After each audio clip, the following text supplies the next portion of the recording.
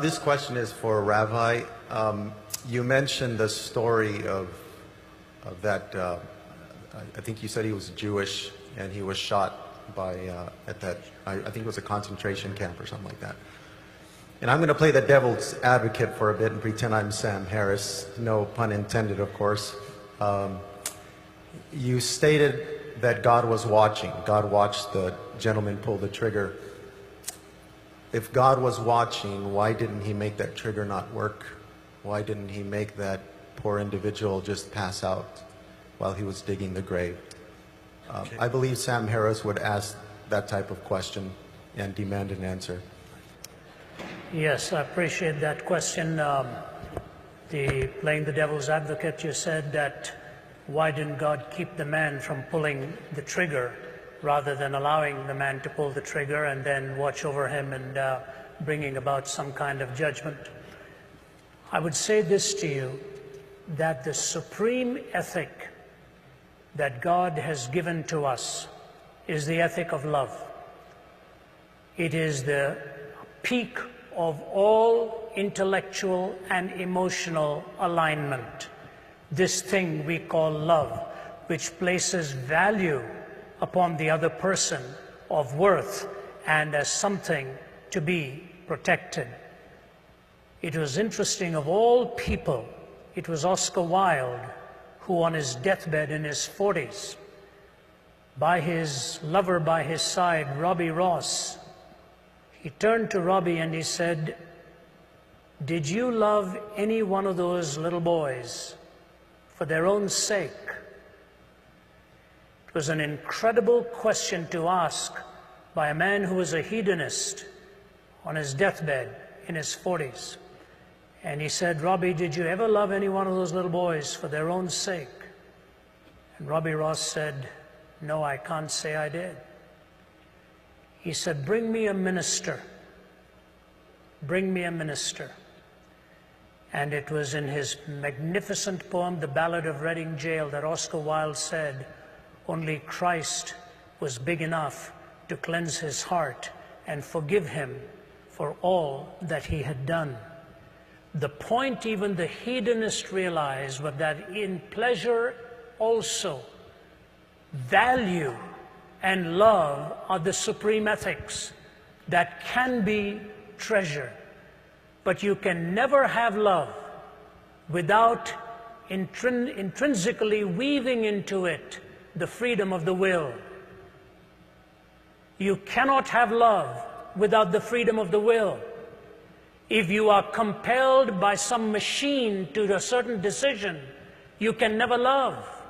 You can comply, but you will never be choosing to express that sentiment and the reality of love. If love is the supreme ethic, and freedom is indispensable to love, and God's supreme goal for you and for me is that we will love him with all of our hearts and love our neighbors as ourselves, for him to violate our free will would be to violate that which is a necessary component so that love can flourish and love can be expressed. If you're asking for God to always stop the trigger, why not God stop everything else? Next time you hold a cup of boiling water, he makes it frozen water instead. Next time you're about to cross the street and you're going to be hit, he pulls your leg back. What you're asking for is a different entity than humanity.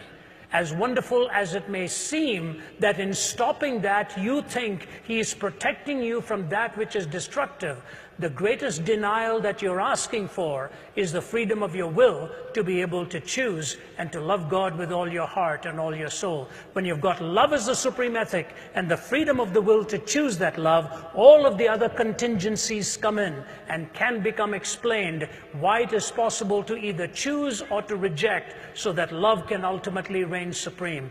If you want compliance and some kind of a mechanical response, your question itself will self-destruct. You're asking the question because you're free to ask it, and you're free to ask it because you're free to love. And when you love him, in spite of all of the contraries that you see around us, you're trusting him for having the supreme wisdom and the knowledge to ultimately bring a pattern out of it all.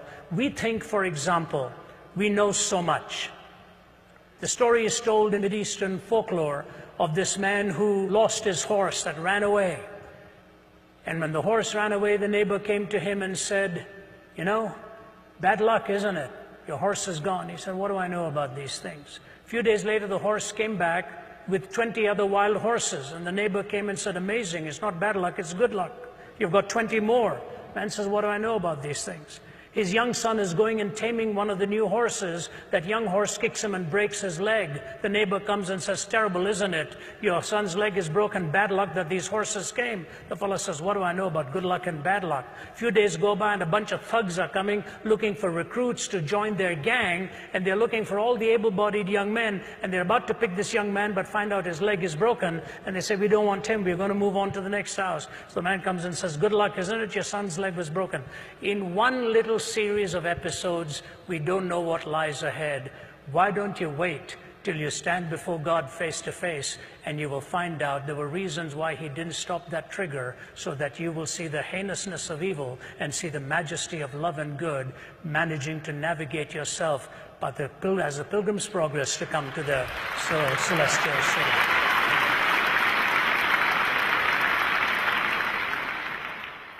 And so crucially, and the reason, according to this question that you've asked, is how could you get any comfort by a God who's out of control? When the planes flew into the towers in New York, and I was interviewed, and people would ask me, where was God in this?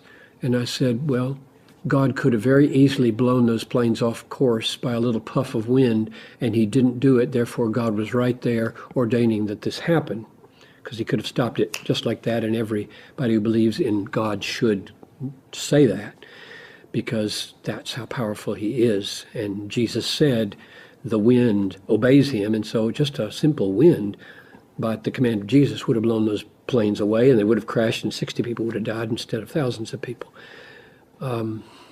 But he didn't do that. Why is it comforting to believe that? And the answer is because there are 10,000 orphans who wonder if they have a future. Will they have a future if God isn't powerful for them? I'm coming to those families and I'm saying, when they ask me, you think God ordained the death of my daddy? I say, yes. The Lord gives and the Lord takes away. Blessed be the name of the Lord. But the very power by which God governs all evils enables him to govern your life. And he has total authority to turn this and every other evil in your life for your everlasting good. And that's your only hope in this world and in the next. And therefore, if you sacrifice the sovereignty of God in order to get him off the hook in the death of your daddy, you sacrifice everything. You don't want to go there.